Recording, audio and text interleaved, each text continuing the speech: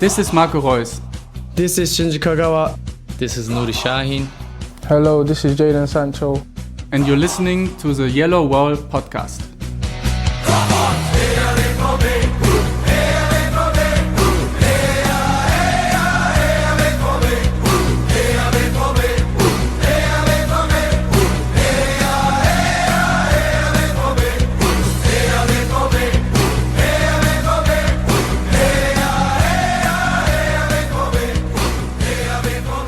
Hello and welcome to episode 392 of the Yellowwallpod. I'm your host Stefan Wutzko, and today we will talk about Borussia Dortmund's 4-2 win against Union Berlin, and we will preview Marco Rose's return to his former club as BVB travel to Borussia Mönchengladbach on matchday 6.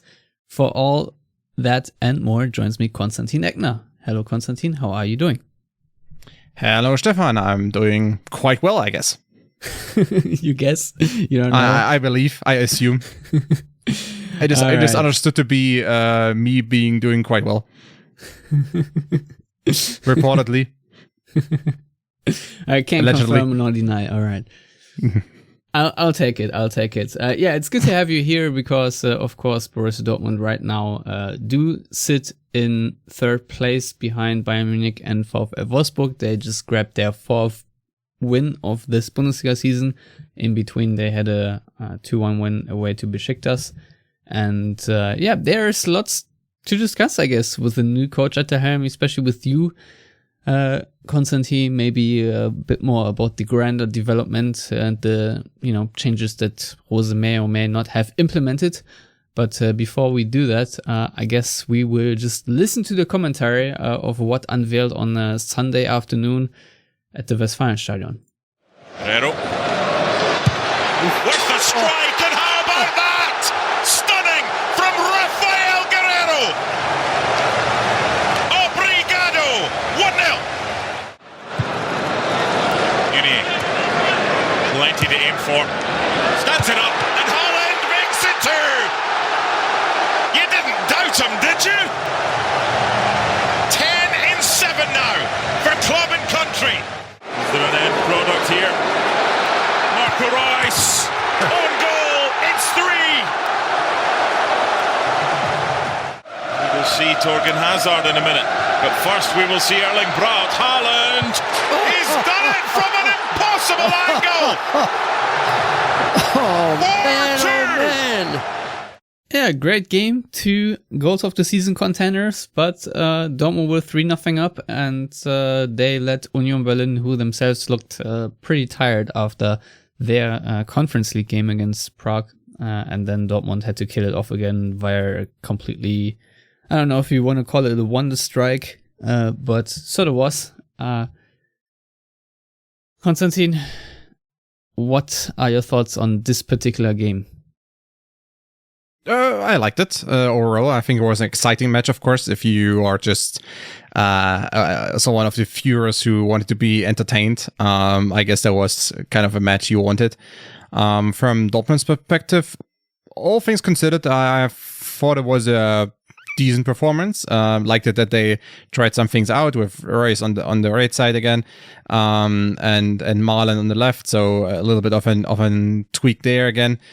So yeah, Witsel in his natural position, natural role. I liked as well. And yeah, Union Berlin are I guess, I mean, they are beatable this year, and they are still a tough opponent because they are quite clever in terms of how they set up their strategic approaches to certain matches. They played against Leverkusen, Gladbach, and Hoffenheim before. That match against Dortmund, against 3 other teams that are ambitious, at least. I mean, we will talk about Gladbach and their issues, but still. And Union stayed clear there and didn't get beaten against these teams. So I guess you could make the case that they are a tough opponent just for anyone in the Bundesliga. So beating them is a nice way to set yourself up for at least, establishing yourself in the top 3 or so. I don't know what else to say. I guess overall, all things considered, was a decent performance, and I think there are still some defensive issues, especially with set pieces. I think like every other set piece is basically an automatic this goal. is why I brought you on here for the analysis of pointing out that Of set Dortmund has a pieces? set piece Of- problem. Yeah. I mean, that's I know that's a revelation to anyone, but I know. Yeah, I mean, Dortmund, they have a set piece problem. It's quite sad, and I don't know what else to say. No, I mean, at this point, it's like it's getting to comical level of like tomfoolery in a way. Like I said, they must be training conceding set pieces because Yes. you cannot be so proficient at conceding set pieces without actively trying to do it on a training ground. That's my only theory I have, that they just do it so to make games interesting or so. Yeah, I mean, overall, what I would say for the first 55 minutes, pretty much until Dortmund scored their third goal, which was an own goal by Marvin Friedrich, but nevertheless, I thought Dortmund played a really great game, just because. All right, let's maybe forget about the first 15 seconds or so where Thomas Meunier was super lucky that I think Avoni was just like marginally offside. But apart from that, Dortmund scored quite early, 10 minutes in. Raphael Guerreiro with an absolutely ridiculous shot. I think he said later that it was the most beautiful goal he scored in his career. And yeah, I could agree with that. It was really a stunning goal. But I think that set Dortmund up quite nicely. Then there was not much coming from Union Berlin in this entire time, and eventually we had this amazing cross by Thomas Meunier, I think his third assist on the bounce, to Erling Haaland, who now has scored about as many headers in this season as in like 72 games before, namely 2. And yeah, that's a very positive development. We saw the chef's kiss by Marco Rose on the touchline, directing it, I think, at Meunier for this particular cross. And yeah, then Dortmund after the halftime, didn't really let up. Although I want to say it was a game of energy conservation in like for the most part. It felt like Dortmund weren't really pushing Union Berlin too hard, and Union Berlin were quite comfortable in letting Dortmund have the ball and just waiting for a mistake. But for the most part, Dortmund didn't really make mistakes. That was until, I guess, the what was it, like 56 minutes or so. Urs Fischer, I think, has to be commended for bringing on Kevin Behrens and Cedric Teuchert in the 55th minute, because that was like 3 minutes after Dortmund made it 3-0, and with that, it was sort of a signal that Union Berlin weren't quite done yet. And yeah, I think the way the penalty was created was maybe a bit unlucky from Dortmund's perspective, because it was just a cross into the box and Dortmund just couldn't deal with it. So yeah, that was a bit stupid, also a bit clumsy from Axel Witsel, to be honest. But yeah, it brought Union Berlin right back into the game, and then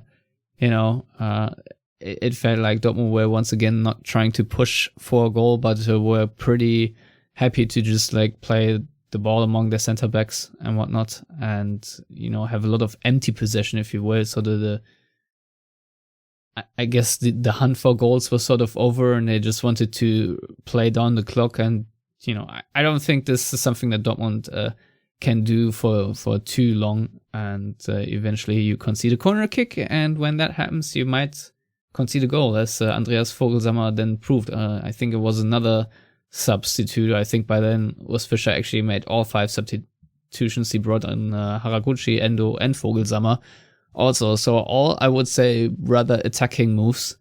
And I think Union Berlin were rewarded for it. And if it weren't for Haaland's ridiculous lob the last 10 minutes or so, I'm sure would have been quite contentious, and I wouldn't have ruled out Union Berlin then grabbing an equalizer, as Dortmund would have panicked. Konstantin, is this sort of what happened this game, that Dortmund, felt their legs a little bit after Besiktas? And I want to say the same was true for Union Berlin, because I thought they were not really that great for this entire game either. I thought they were pretty lackluster as well. I've seen Union Berlin be way more aggressive and be way more, pressurizing on the playmakers, on the ball carriers. I guess so. I mean, Union, they were also one man down against Slavia in the Europa Conference League for quite some time. So, I mean, that will cost you, especially if you then have to play a few days later. So I guess they were at a little bit of a disadvantage, or at a considerable disadvantage. Not to make excuses for them now, but still, because they have such a physical style, especially against possession-based teams like Dortmund, like Hoffenheim, and like Leverkusen, if we look at the previous matches. So yeah, because they have such a physical style usually, and try to play a high press, even engage their wing backs in early pressing. What you usually see, I think it's tough to do against Dortmund in general. But then being tired and having most of your players that also played in the Europa Conference League match, then on the field, it wasn't really, I think, possible to do what they usually would have done. And also what Dortmund did well was, for instance, like Taiwo Avoni, which is one of their key players. And they really were able to neutralize him, not really letting him have the time to receive balls, because usually he's not the best technician. He's a little bit like Haaland, in my opinion, like a light version, of course. But he's not the best technician, but once he gets the ball and he has time to, make a move and move forward or advance plays, then he's really strong, and it's really tough to separate him from the ball. But Dortmund were covering him quite nicely. So I think there was a key component to essentially just cutting the legs off Union's attack. You never really be able to basically neutralize Max Kruse, but you can do it with Avoni and with the other strikers they have, Behrens and Vogelsammer. Both came in the second half, but Avoni is probably their crown jewel in terms of the strikers. And they were Dortmund were really able to neutralize him most of the time. And that's why he went off, I think, the 55th minute or so. So it was more of a short night for him. I guess overall it was, although, if you look at the scoreline, 2 goals conceded, there were some clumsy moments here and there. There was the set piece situation where, it was ridiculous defending. If you're being honest, it wasn't actually that good of a corner kick by Gieselmann. It was just, it was quite accurate down in the box, close to the penalty spot, a little bit in front of the penalty spot, but still, it wasn't really an outrageous corner kick or anything, but just, defenders are jumping not high enough, and then Vogelsammer's there. That's kind of what you have to expect. And then there were some clumsy moments in regular situations, but overall, I think defensively was a good performance. And on the other side of the ball, there are some moments like of course with Guerreiro, really nice touch there for the opening goal. Also, I think like what you saw in the lead up to the goal was how Malen and Guerreiro and a few others, how they really were engaging into this kind of pocket plays, really moving into or in between Union's lines and keeping the ball there, not being dispossessed there. So I think that's also something. Yes, of course, everyone talks about Guerreiro then because it was an outrageous shot, but there was something else to it. I think if you observe it, so that's something I liked. And then the third goal, the Marvin Friedrich's own goal, I liked because that was like textbook Dortmund transition, fast-paced attack, especially with Bellingham, who had a pre-assist essentially, and Bellingham being like the guy, kind of player who can really push these transition attacks or really fast-paced attacks forward, and that was textbook Dortmund for this season at least.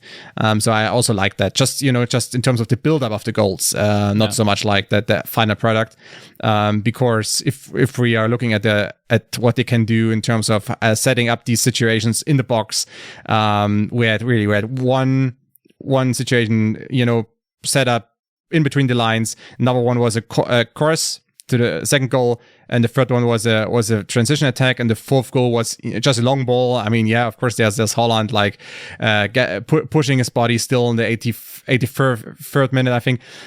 So yeah, overall it was like the total variety of like Dortmund attacking tools. So that's something I liked also about the match. Yeah, I mean, Dortmund might have even scored another one. Marco Reus, I think, hit the post with a free kick in the 86th minute or so. But yeah, I think the lob of Haaland was absolutely ridiculous. But at the same time, it was also a really great ball by Mats Hummels, who read the situation well. Because I think he said after the game that he didn't want to play into Union's pressing. So I don't want to say he lumped it forward, because there was some communication between him and Haaland, and I think the read overall of where the defender was pretty good. And then Haaland, almost at full speed, I want to say, seeing that the goalkeeper is a bit far off his line, and yeah, the way he lobbed it over Andreas Lute, who I don't know, I feel like he could have saved it, he just didn't know how to, because the way you must save this ball is like jumping sort of head first into the post. And yeah, I don't know. Maybe you can't save it. I don't really know, but it looked a little awkward. But yeah, what a freaking ball.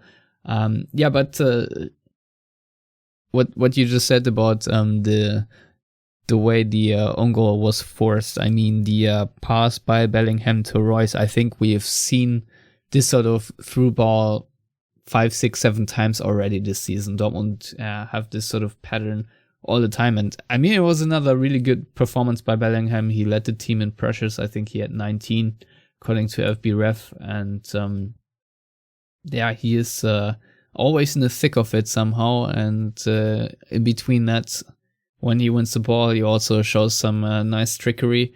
So yeah, super impressive that he is this consistent so early in the season. I really hope he can keep it up and improve on that even. And yeah, it's weird, because on the one hand, I really am happy with how Dortmund performed for the most part, and then I'm really unhappy with how this game sort of slipped out of their hands, because the first part where I'm happy with their performance is that they did control it really well for the most part, and then, you know, the sloppiness and the giveaways really did often result out of, you know, own possession, where they weren't even really that pressured. It was just like unclean touches.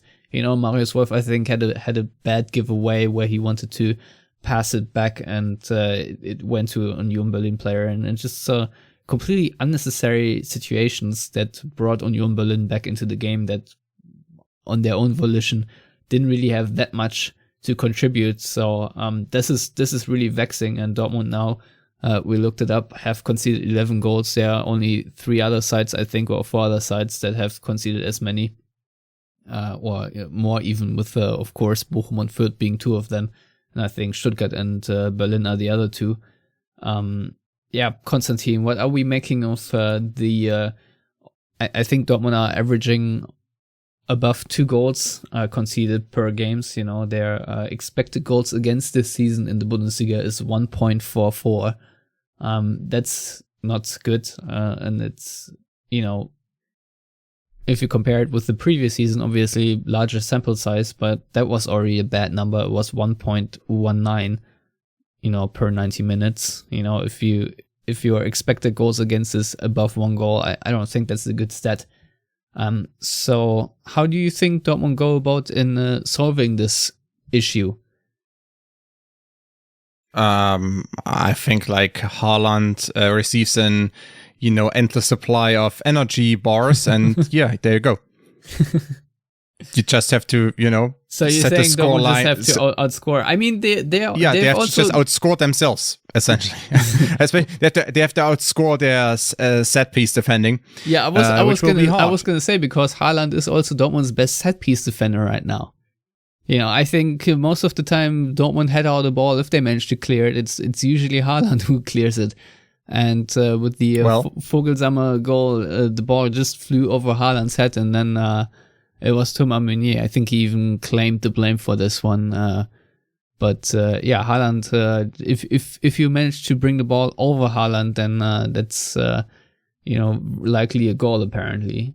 But Dortmund have now improved. There's the question: could he stand on Marlin's shoulders? I don't think. I don't know. I mean, Daniel Marlin is pretty strong physically, but is he that strong? Yeah, I mean, he has a little bit of the not Shaqiri body type going, but you know what I mean. Like he's kind of thick, so maybe he can shoulder Haaland at defending during the defensive set pieces. Yeah, I mean, I don't know. I actually going into this season, I expected Dortmund to have some defensive troubles, but I still thought like that against Union it was decent, because I mean there were some clumsy moments here and there, but what can you do? I mean, almost throwing my microphone away. It wasn't a barrage of. Have you fallen? No, I'm just pulling the cable whether that's connected to the microphone and gravity is almost. You're pulling the cables. I'm pulling the strings. There you go. No, but I mean, realistically, like. Look at the back four. It was Guerreiro, Hummels, Akanji, Meunier.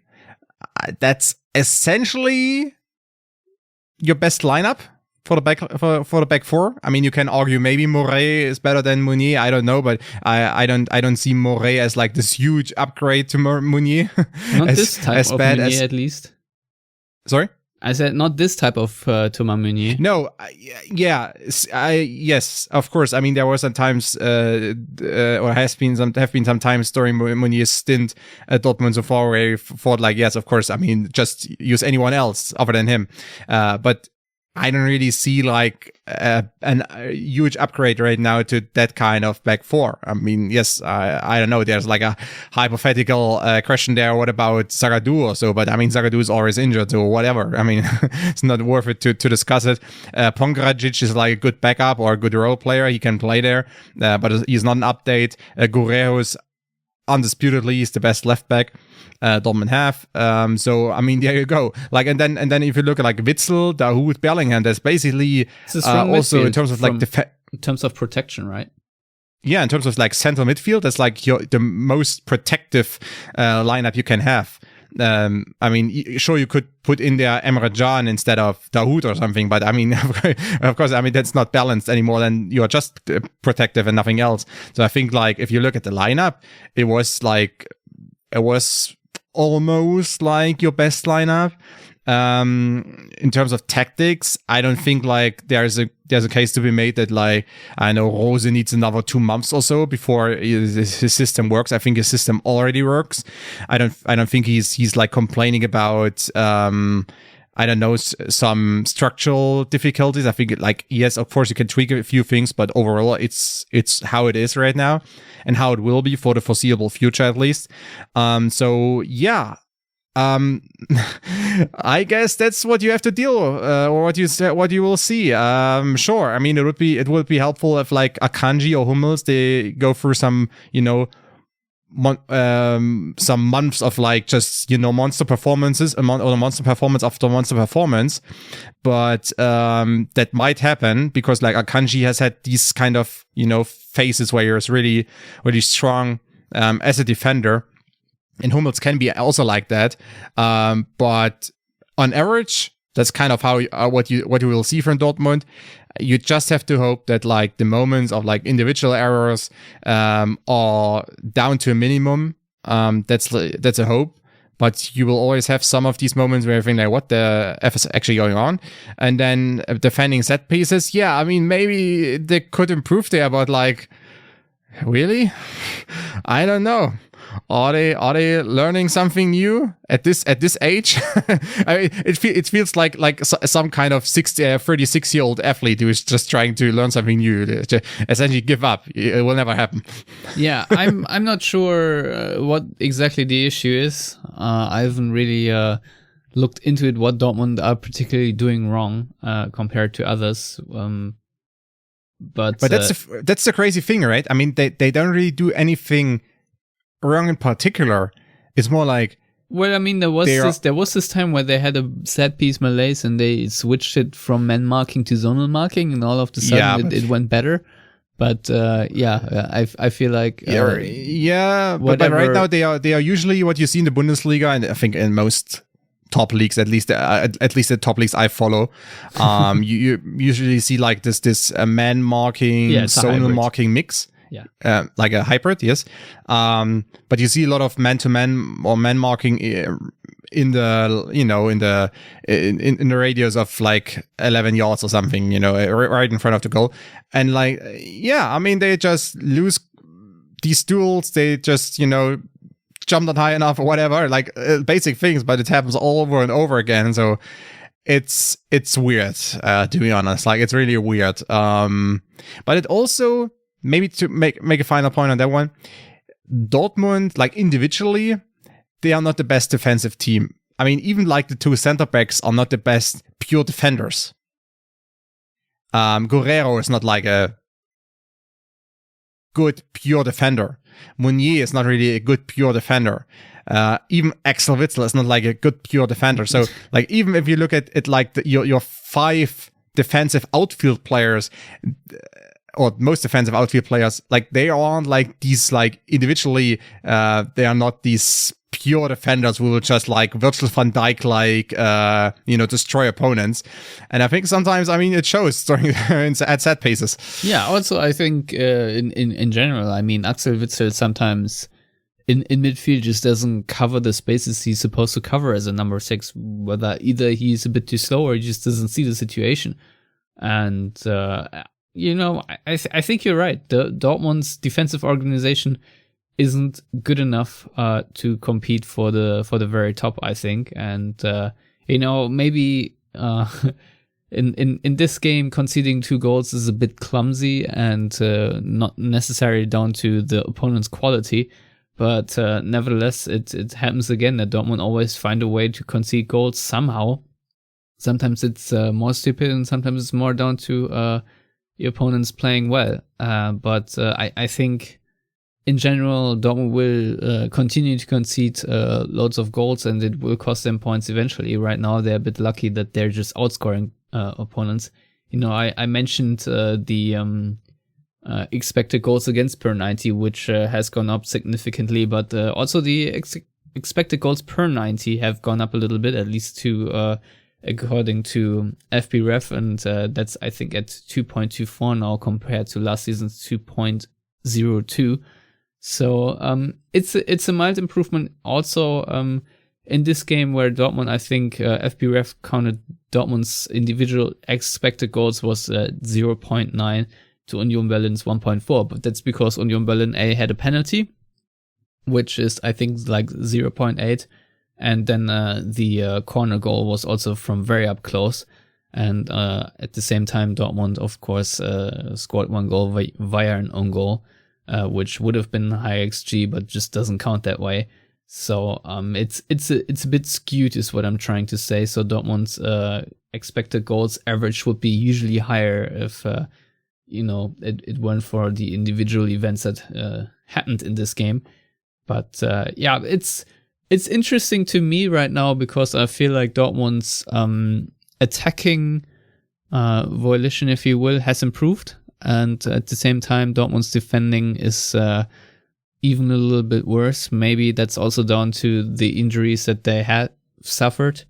But up front, I mean, on the one hand, we can talk about Erling Haaland adding another dimension to his game, which is scoring headers. And the other thing is maybe that Jude Bellingham is improving, and Dortmund, I think, attack is kind of nice and fluid. And this is something I want to talk with you about for a bit, because I think Marco Rose has made some slight changes. I mean, he has introduced a midfield diamond, which we've seen for the most part, and I think the system suits a lot of Dortmund players.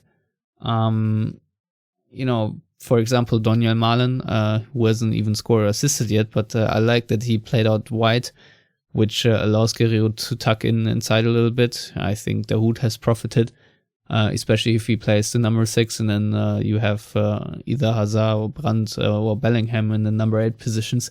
So Konstantin, we had 5 match days now in the Bundesliga. We had the first Champions League game, so the sample size is still relatively small, but stage is yours. What do you think about the tactical changes that has that Rose brought? I think there are some goods and some bad, or it's really hard to say there are some bad because like it wasn't Dortmund where or had been world beaters before he joined. So I mean it's really hard to where do we basically set the benchmark here. But like in terms of what you just said, I think like the introduction of the midfield diamond worked quite well. We see across the Bundesliga and even the Bundesliga 2, several teams that have tried out a midfield diamond. I think like a lot of coaches now notice how it can really be helpful to have a bit of a more crowded midfield or a crowded center, and you know, teaching your players how to flood their wings more, you know, dependent on certain situations, and you know, being a little bit more flexible there. I think overall it also works quite well with Dortmund's team or with the players Rose have, because Reina and Bellingham are essentially the perfect second wave for attacks. Particularly Bellingham works very well in that role he has in a midfield diamond. Dahoud can work well in the number 6 role. I think, of course, he's not the typical holding midfielder, but I think he could still do quite well there, especially like as a more of a modern type of playmaker, Toni Kroos style, basically. You know, where you don't be the kind of physical force, but you are very smart in terms of like when it comes to your positioning. So when it comes to the players, I think that going for a midfield diamond was a smart move. Of course, there could have been other options, and now they are also trying the 4-3-3 again, which is a kind of a default system for Dortmund in a way. Certainly, I mean, Malen was, I think, the best move to use Malen as a second striker next to Haaland, because Malen played as a second striker next to Zahavi, for instance, at PSV last season. So it's not like something new to him. Moukoko, of course, should work well in a two-man attack. So Royce, I think, usually might work better in a number 10 role than on the wing. Just because, like, I mean, he's still fast and everything, but he's also showing his age at times. Yeah, so but that being said, like, I think Royce plays a lot of inside. You know, he's not. Yeah, but when he's on paper as a winger, you mean? Yes. Yeah, of course. But still, I just think like the number 10 role is like perfect for him at this point in his career. You know, like there are different times. There are times like when he was much more suitable to being a left winger, for instance. But right, I think at this point, like the number 10 role might be perfect for him. And yeah, just if you look at some or a lot of the center midfielders Dortmund have, most of them are like diamond players, more or less. You know, number 8s, as often is said in Germany, like Brandt, Reina, Bellingham. Dahoud can be also number 8, so Guerreiro could be number 8 if they need him in midfield. So I think you have these because number 8s usually are like hybrid players between number 6, number 10, of course, kind of. Or that's easy math, but still, like seriously, it really is like that, and Dortmund have a lot of hybrid players.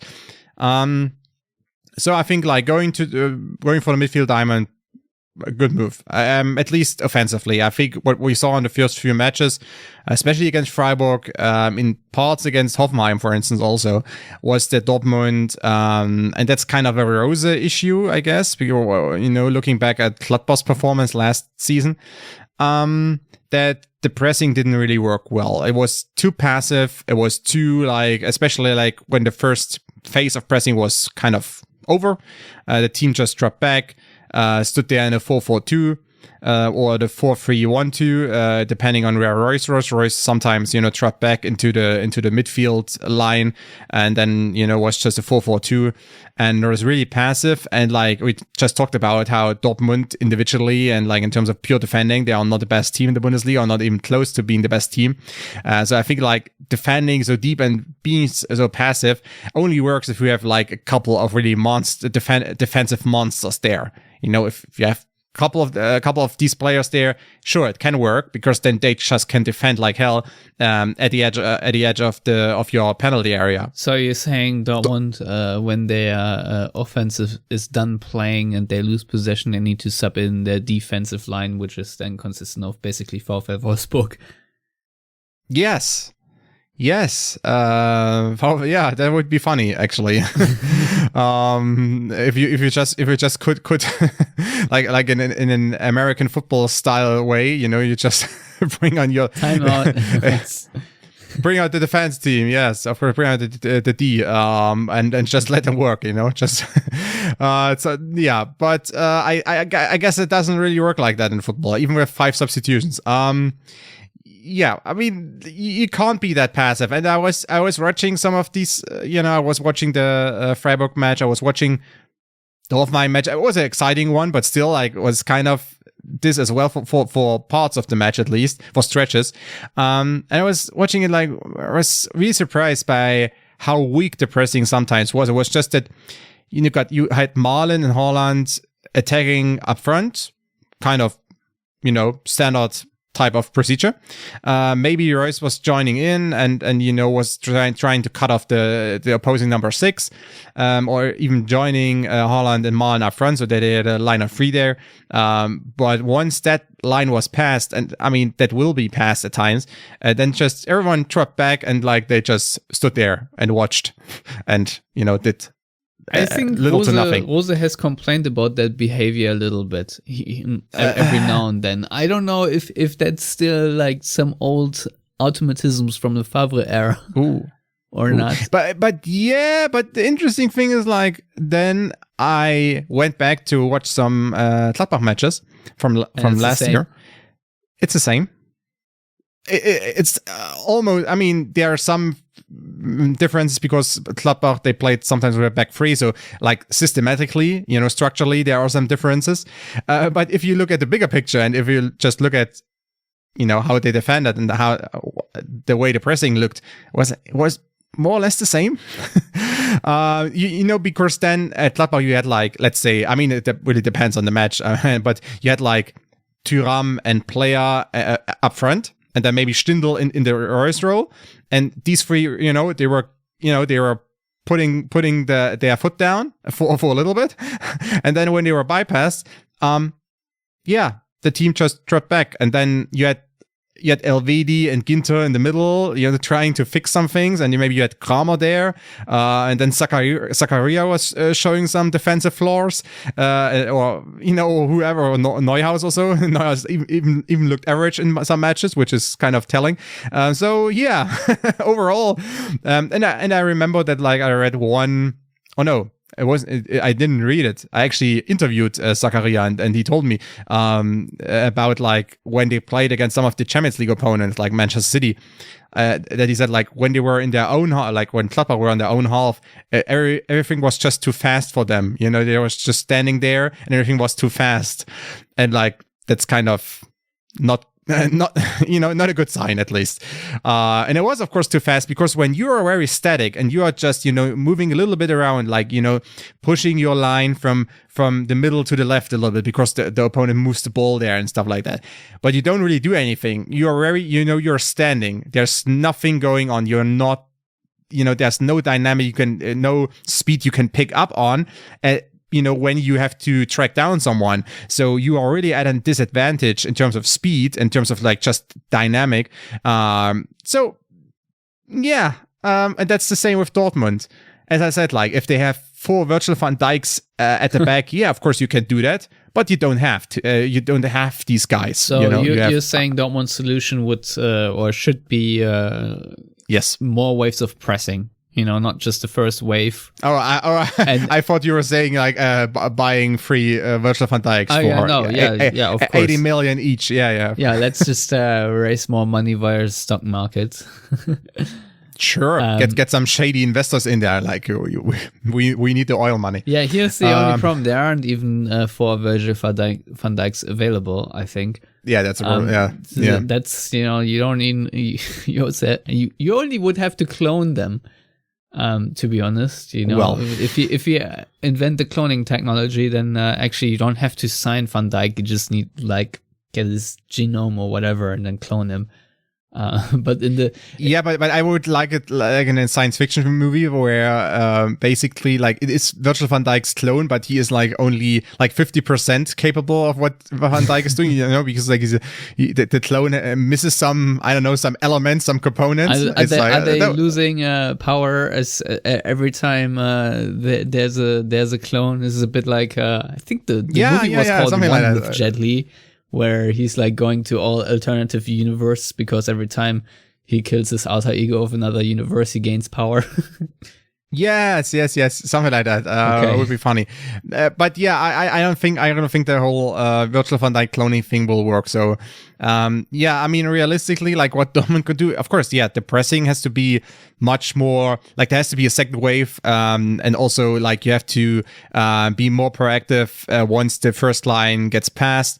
So, yes, but is that feasible with this squad if you have Witzel in midfield and Hummels in the center of the pitch?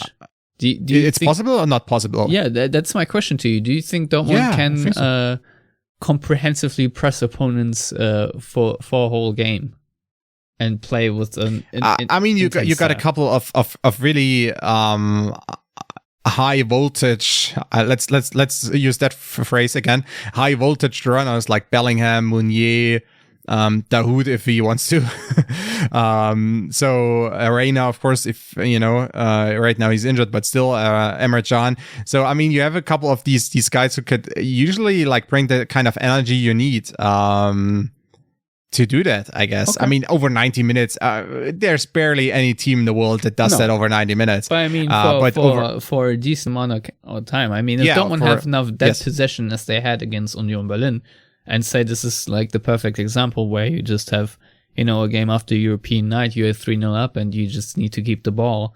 Then you don't have to press that much. But if you lose it, then of course you should be able to press a bit more. But the problem is that even then Dortmund seem kind of passive. Yeah, the counter pressing is also, and I know what you mean. Like the counter pressing, which should be a huge component of your entire match plan or whatever, your entire tactical setup. Yes, it should also be there because just because you are such a possession-based side, and of course you want to have possession, and you are not shying away from having possession, I guess at this point. Still, you need the kind of counter press that really also. It's also a little bit of psychological warfare here. Are you saying Dortmund need to sign Hansi Flick for that? Because I thought Bayern did that quite well under him. And I think they still do it quite okay under Nagelsmann. Yeah, but Nagelsmann's not that available. Hansi Flick, he can just get off the national team, no problem. Okay. No, but what I'm trying to say is really that I think I thought watching the first couple of games, especially including one preseason game, that Dortmund's counter-pressing especially, but the overall pressing intensity was up under Rose in comparison to the previous season, but somehow it declined. I don't know if it's down to the wear already of the season and the many injuries and whatnot, that players are not at their fitness levels they need to be to play this playing style, or they've just regressed and I don't know, are falling back into older habits. I don't know what the causation for this is, but I'm not sure. I thought that Dortmund would actually improve their pressing under Rose, but now 5 match days in, I'm not so sure anymore. There's some speculation, of course, involved now, and I'm not sure. I don't think the fitness level of the the available guys has dropped that much. I think sometimes at least players or most of the players are maybe a little bit concerned about their gas tank because of all the matches they have. I mean, the schedule is... I think the Union Berlin proves that theory. The way Dortmund played. Because Dortmund can attack their opponent in a completely different way. I don't know. When I play FIFA and I'm 1-0 up, and I'm saying this, I haven't played FIFA in like a decade or so, but back in the day I used to just pass it among the center backs and just see the game out, which is not fun, but it works. And I feel like this is what Dortmund were trying for a good 20-30 minutes in this game, maybe even longer.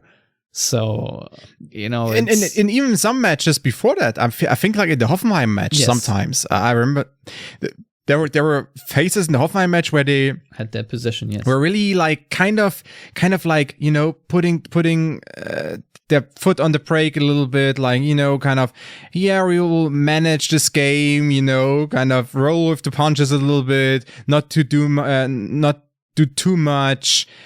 It looked like that, and it's interesting. And I think like sometimes maybe that even happens subconsciously, like where you just want to, save your gas tank because you, in the back of your mind, you have like, all right, we play like next Saturday, then we play Tuesday, then we play Saturday, then we have an international break where most of these guys also play, which is, I mean, almost all of them. Like if you look at the starting 11, like all of them play, internationally. So yeah, I guess sometimes, I mean, maybe that's also a factor. Not sure. And I mean, in terms of rotation,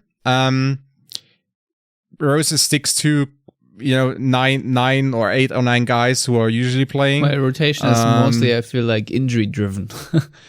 I mean, there are the bench players, and like after the 60th minute or so, then new players come on.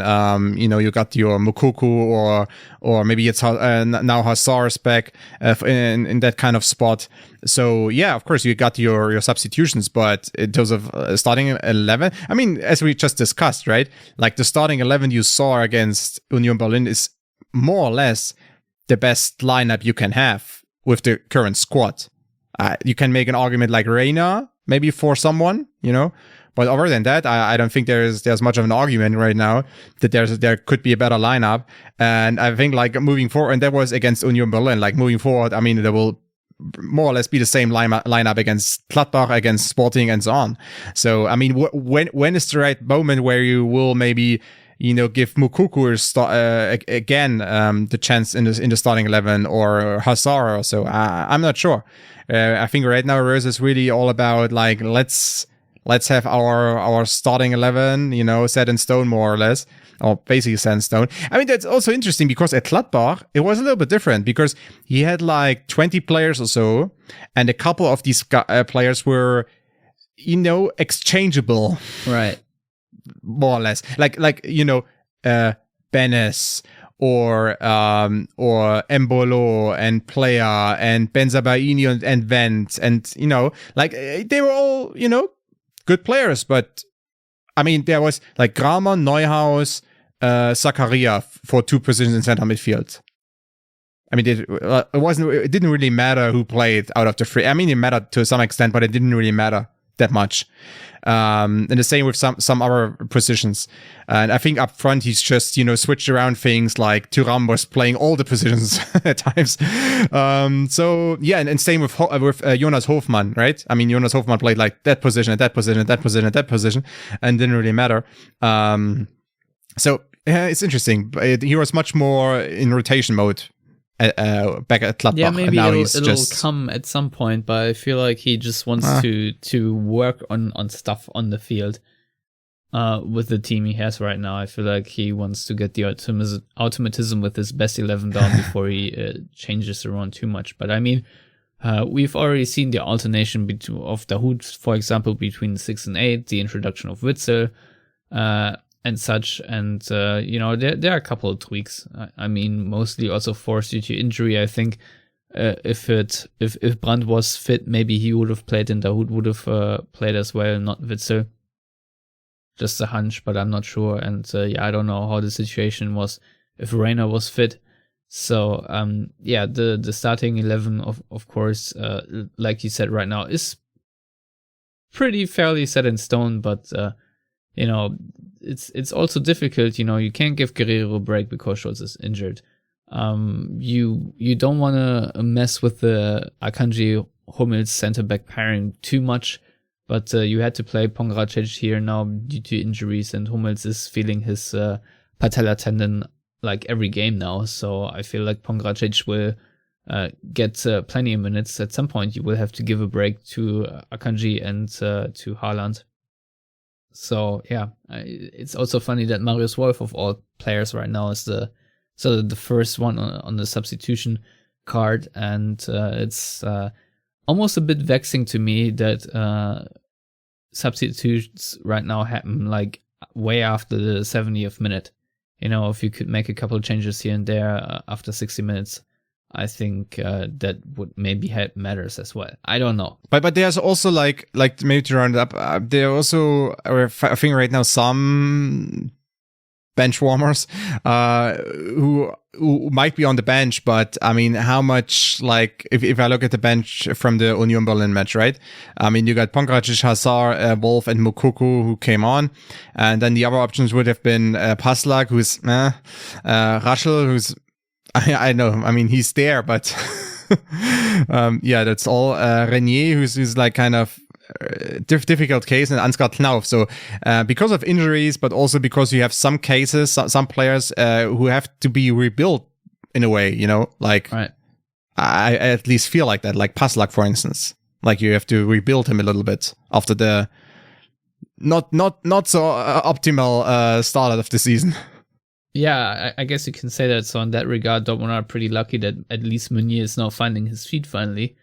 And I think that's maybe one of the most positive developments, because it means that Dortmund's weakness on the right side that everyone has pointed out so far is at least alleviated to some extent. And, it's not only gives Dortmund another sort of dimension in the attack, but also means opponents have to react to that now, which I really like. That means that other players that play on the opponent's left side are maybe not as advanced as they are in other games, because they have to account for Meunier playing across to Haaland's head, and I like that. So that's a good development. Also, as you previously said, Meunier is not the most or the best defensive right back, if you will, but I think that has improved a little bit. At least I think his positioning is a little bit smarter, even though it's not 100% how I want it to be. But you can't have everything, I guess.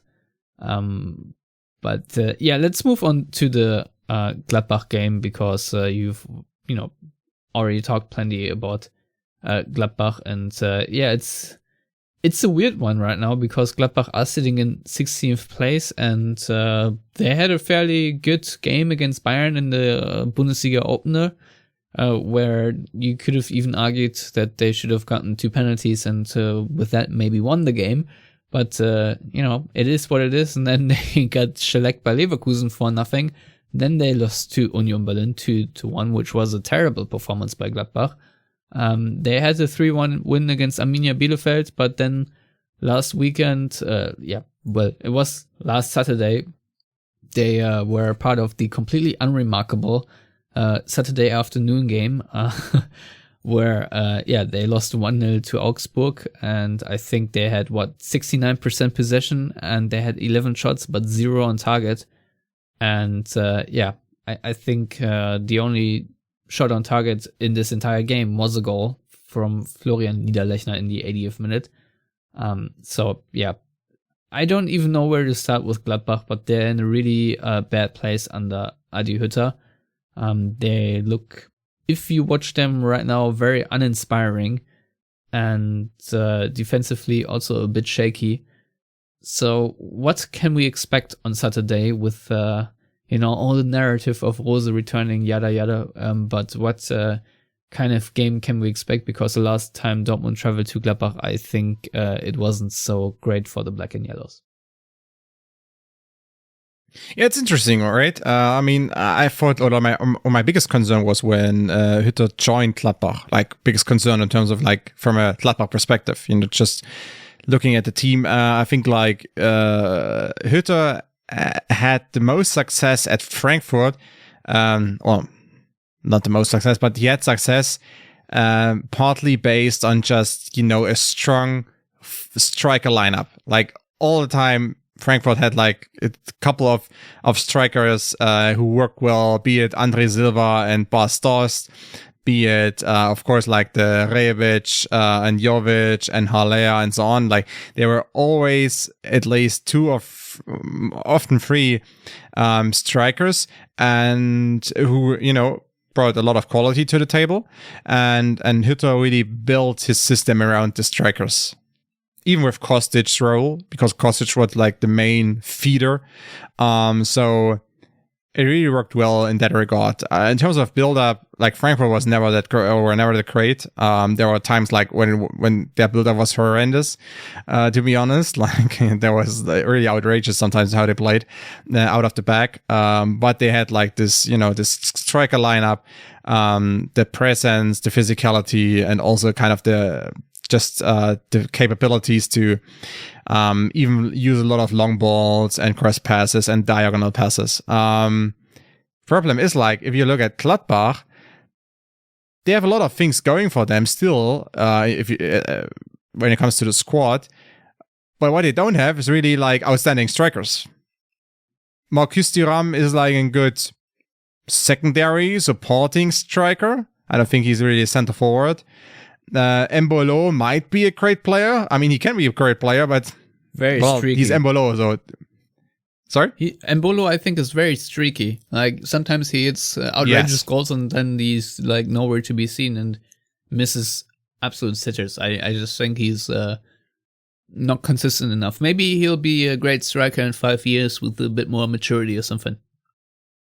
Yeah, but I mean, he is 24, so I mean, he has been in the game for quite a while already, because he was fairly young when he got to Schalke and so on. I mean, it's really hard because like even like during the European Championship, like you watched him for Switzerland, and there were matches where he was really strong, but then he, as you said, like he didn't score the easy ones, and I don't know, then he's injured sometimes, and then when he drops off in form, like there are a lot of players who go like from 95% down to 75%. Like with Embolo, it's like he goes down from 95% down to 5%, and then he stays there for 2 matches, and like you think like he's ready to be playing for the reserve team again. So well, I think a big problem for Embolo is also his discipline. Like when he drops off, I think he just comes way too late to tackles, and then he's in foul trouble quite often. Like he doesn't have himself in that regard. No, not at all. And yes, so I think like, I mean, what are Gladbach lacking? It's like really a strong striker cast, and a consistent one. And Hütter really, he built his Frankfurt team around the strikers, adding Kostic and like and adding Hinteregger as like the Kostic background singer, and it really worked well. Like with Gladbach, Gladbach is much more of a balanced team. I mean, as we said, like Rose had a very balanced team with a lot of players that weren't like key players. They were exchangeable, and he rotated a lot, and I think it worked well for 1 year under Rose. Not so much, second year kind of traveling at times, but overall is much more of a balanced team, and Hütter right now, like, I mean, he's trying to implement a very dominant style football, and they have had matches or a few matches now where they had a lot of possession, but they are really prone to turnovers. I mean, against Union Berlin, for instance, like, they made they conceded the most outrageous turnovers you can ever imagine. Like there was kind of comical at times how they, had the ball for a minute, but then lost it like in the most inconvenient way ever or so. Or just, or the one goal they conceded after a corner kick they had, and they just lost the ball, and then there we go. So yeah, I mean, there's this. The build-up still looks kind of shaky, as expected. They can't really play the vertical style because they like the target player up front, and Stindl is not the type of player you want to chase after or want to have chasing after loose balls and rebounds. So well, yeah, not good, I guess, not good. But that's interesting. Coming back to the point we discussed a few minutes ago, I guess because Dortmund's pressing has to be on point against Gladbach because they also are prone to turnovers. You need to be on point there, then you can really hurt them. And I think that's what you have to do. If you let them play, if you let them have their will to an extent, like Hoffenheim had and even Frankfurt had for a while, then I don't know. I'm not sure. Maybe you make them even stronger than they are. So yeah, really, you have to pressure them a lot. Because I have watched them a few times this year already, and when they are pressured, they don't know what to do.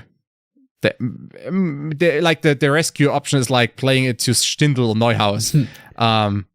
But I mean that also only works so often, and then it doesn't work anymore, because Stindl is like kind of the Max Kruse of Gladbach in a way, kind of your rescue option, because he's as a technician at least he's head and shoulders above everyone else. But he can redeem himself for a couple moments here and there, but it doesn't always come off. He can he can outplay you in a telephone booth, but still, at some point, Witzel or someone will just divorce him from the ball, and that's it.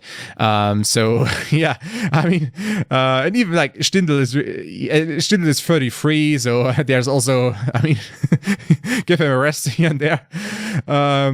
Yeah, I guess just pressing has to be on point. Well, in that regard, I hope the week off really helps Dortmund to to get their act back together in terms of pressing, because that's what I'm personally hoping for. I don't know. I have the hunch that it's going to be another really crazy game where Dortmund managed to find a lot of counter-attacking goals against Gladbach, but at the same time get lulled in and then concede due to their own passivity, whatever. I feel like it's going to be a quite similar game to the last trip to the Borussia Park, where it was a back and forth, and I think Gladbach came out on top in the end, if I'm not mistaken. So it's also interesting to see, because we're recording this on Tuesday, who's even available for Dortmund.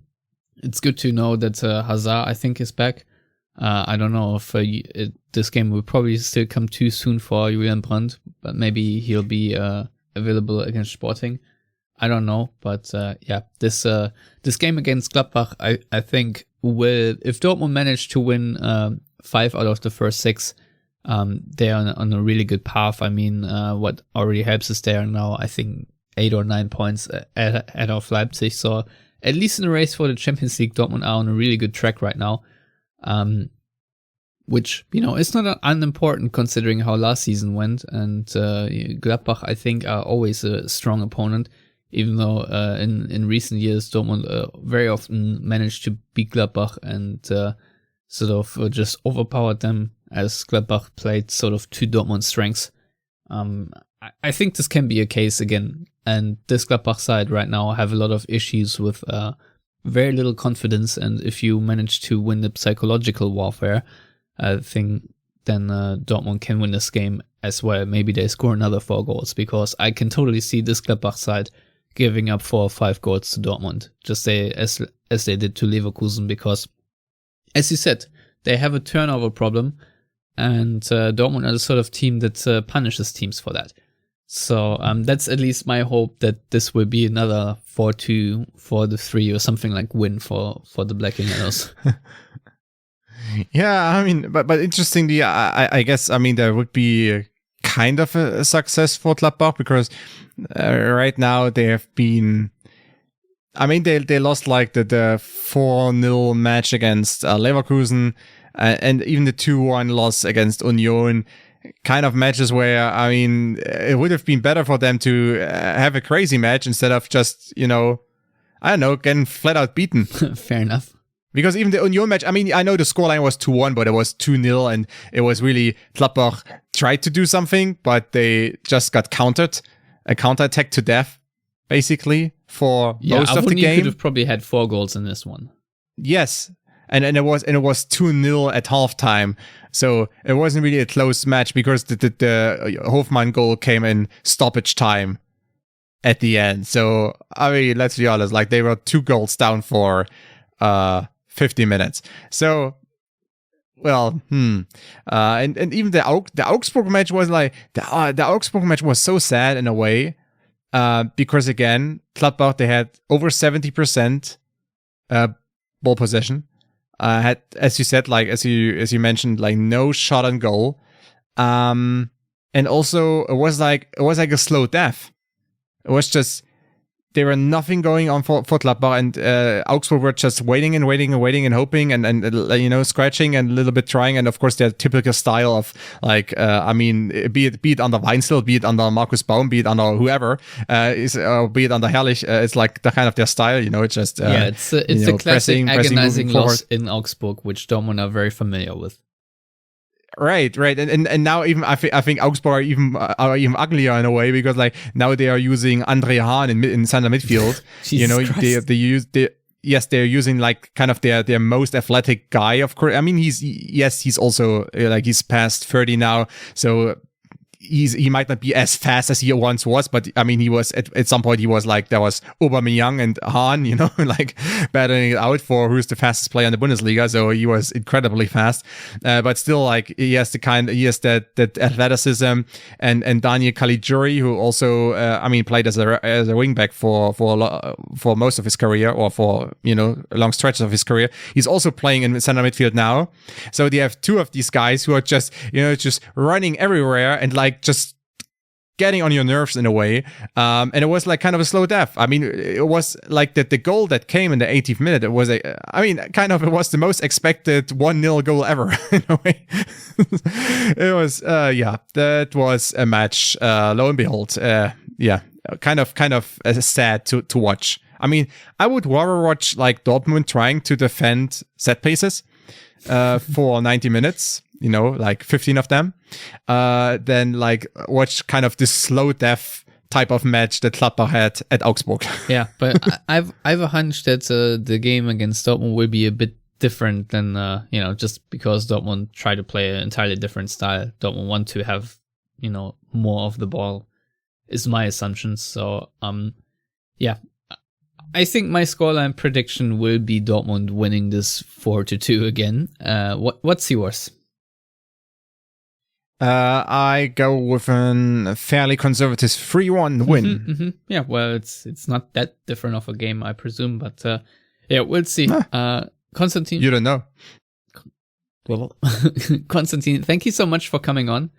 I think this is all we have time for this week, but we shall be back with a preview of the Sporting game, of course, and a review of the Gladbach game, which I think will be a lot of fun. And I'm optimistic that there will be a positive outcome for the Black and Yellows. Konstantin, do you have anything to plug? Yeah, check me out on Twitter, cc_Eckner, as always. And check out my YouTube channel. It's just Konstantin Eckner there on YouTube for the German speakers.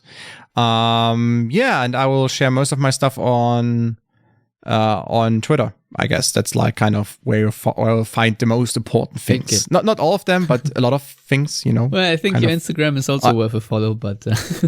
Yeah, follow my Instagram, Konstantin Eckner. There also follow my Instagram. I'm not that active on TikTok right now, but maybe I will at some point. I don't know. But right now, follow me on Instagram as well.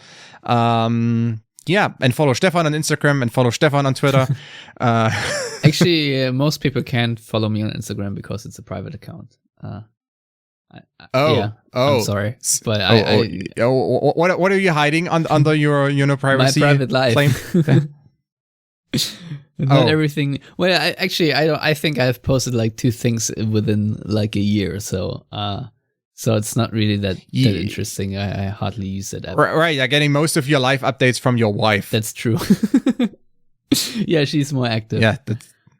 So yeah, well, I guess follow her. But I'm not gonna plug that account now either because I don't need stalkers of my private life via proxy. I just wanted to say, like, that's a weird way, just to plug your wife's Instagram. Yeah, I'm not. Usually that's... So, anywho. Yeah, so don't follow her. What I am going to plug, however, is my Twitter account at @StefanButzko, and of course our Yellowwallpod account is at Yellowwallpod on Twitter and Facebook. I think we also have a Yellowwallpod Instagram account, but Jesus, I'm never using that. I don't know. Sorry. Why not? I'm Why just not? bad at social media we need that one. We need Lars in kind of wheeling outfits or something. All right. Wrap it up. Anyway, if you want to see that, I think people need to pay thousands of dollars to our Patreon before that happens. OnlyFans. Yellowwallpod OnlyFans. Yeah, not quite there yet, but yeah, you can of course contribute. Are you sure? Yeah, I am.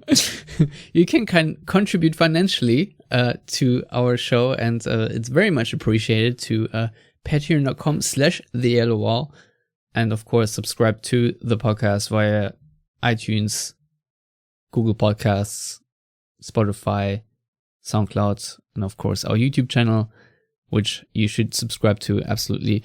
And yeah, that's all for this week. All I have left to say is thank you for listening and goodbye.